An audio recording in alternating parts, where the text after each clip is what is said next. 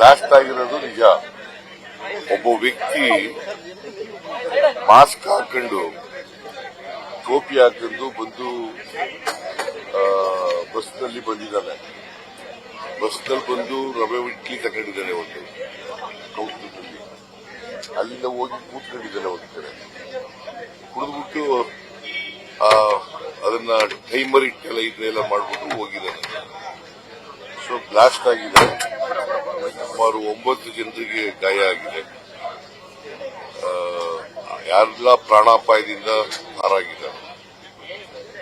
So ನಾನು ನಮ್ಮ deputy chief minister ಮತ್ತೆ ಹೋಮ್ ಮಿನಿಸ್ಟರ್ ಅವರೆಲ್ಲ ಹೋಗಿದ್ದಾರೆ. ನಾನು ಇವತ್ತು ಹೋಗ್ತೀನಿ, ನೋಡ್ತೀನಿ, ಹೋಗಿ ಹಾಸ್ಪಿಟಲ್ಗೆ ವಿಚಾರ ಮಾಡ್ತೀನಿ. ಮತ್ತೆ ಹೋಟೆಲ್ಲು ಕೆಫೆ ಅಲ್ಲೂ ಹೋಗಿ ನೋಡ್ತೀನಿ. ಗೊತ್ತಿಲ್ಲ, ಇನ್ನೂ ಗೊತ್ತಿಲ್ಲ. ಅವನ ವ್ಯಕ್ತಿ ಪತ್ತೆ ಹಚ್ಚಕ್ಕೆ ಸುಲಭ.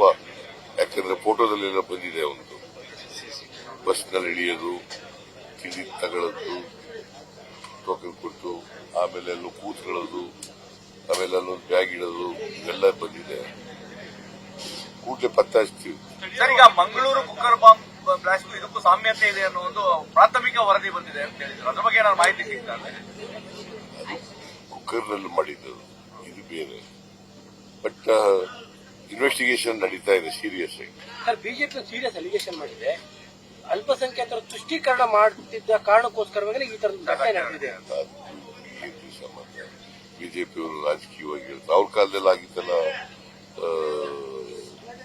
ಬಾಂಬ್ ಬ್ಲಾಸ್ಟ್ ಎಲ್ಲ ಏನಾಗಿತ್ತು ಹಾಗೆ ಆಗ್ಲೂ ಮುಸಲ್ಮಾನರು ಚೀಕತೆ ಮಾಡ್ತಿದ್ರೆ ಹೇಳಪ್ಪ. ಈಗ ಮಂಗಳೂರು ಕುಕ್ಕರ್ ಬ್ಲಾಸ್ಟ್ ಆಯ್ತಲ್ಲ, ಆಗೇನ್ ಮಾಡಿದ್ರು? ಹಾಗೂ ತುಚ್ಛೀಕರಣನ ಸುಮ್ಮನೆ ಏನೋ ಹೇಳ್ಬೇಕು. ನಾನು ಯಾರು ಬ್ಲಾಸ್ಟ್ ಮಾಡೋದನ್ನ ಖಂಡಿಸ್ತೀನಿ, ನಾನು ಇವ್ರು ಖಂಡಿಸ್ತೀನಿ. ಬಟ್ ಅದ್ರಲ್ಲಿ ರಾಜಕೀಯ ಮಾಡಕ್ ಹೋಗ್ಬೇಕು. ಇದು ಭಯೋತ್ಪಾದಕ ಕೃತ್ಯ ಅಂತ ಏನಾದ್ರು ಇಲ್ಲ, ಇನ್ನೂ investigation is going on. Investigation ಅಲ್ಲಿ ಏನ್ ಆಗುತ್ತೆ ಅದು ನೋಡ್ಕೊಂಡು ಅದ್ರ ಮೇಲೆ ಕ್ರಮ ತಗುತ್ತೆ. ಸರ್, ಈಗ ವಿಧಾನಸೌಧದ್ದು FSI ವರದಿ ಬಂದಿದೆ ಅಂತ ಹೇಳ್ತಾರೆ. ಬಂದ್ರೆ ಅದ್ರ ಪ್ರಕಾರ ಕ್ರಮ ತಗೋತೀವಿ. ಬಂದೇ ಇಲ್ಲ. ಅಲ್ಲ, ಈಗಾಗಲೇ ಟ್ವೀಟ್ ಮಾಡಕ್ ಶುರು ಮಾಡಿದಾರೆ ಸರ್. ಅದನ್ನ ಯಾಕೋ ಬಹಿರಂಗ ಪಡಿಸ್ತಾ ಇಲ್ಲ ಬೇಕು ಅಂತೇಳಿ ಆಲ್ರೆಡಿ ಟ್ವೀಟ್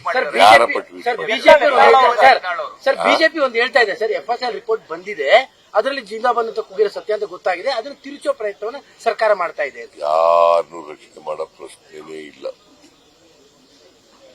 ತಪ್ಪಿತಸ್ಥರಿಗೆ ಶಿಕ್ಷೆ ಮಾಡತಕ್ಕಂಥದ್ದು ನಮ್ಮ ಸರ್ಕಾರ ಮಾಡೇ ಮಾಡ್ತಾರೆ.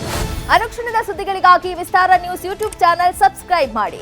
ಹೊಸ ಸುದ್ದಿಗಳ ನೋಟಿಫಿಕೇಶನ್ಗಾಗಿ ಬೆಲ್ ಐಕಾನ್ ಕ್ಲಿಕ್ ಮಾಡಿ. ಲೇಟೆಸ್ಟ್ ಅಪ್ಡೇಟ್ಸ್ಗಾಗಿ www.vistaranews.com ವೆಬ್ಸೈಟ್ಗೆ ವಿಸಿಟ್ ಮಾಡಿ. ಅಂಗೈಯಲ್ಲೇ ಜಗತ್ತಿನ ಸುದ್ದಿ ತಿಳಿಯಲು ವಿಸ್ತಾರ ನ್ಯೂಸ್ ಕನ್ನಡ ಆಪ್ ಡೌನ್ಲೋಡ್ ಮಾಡಿ.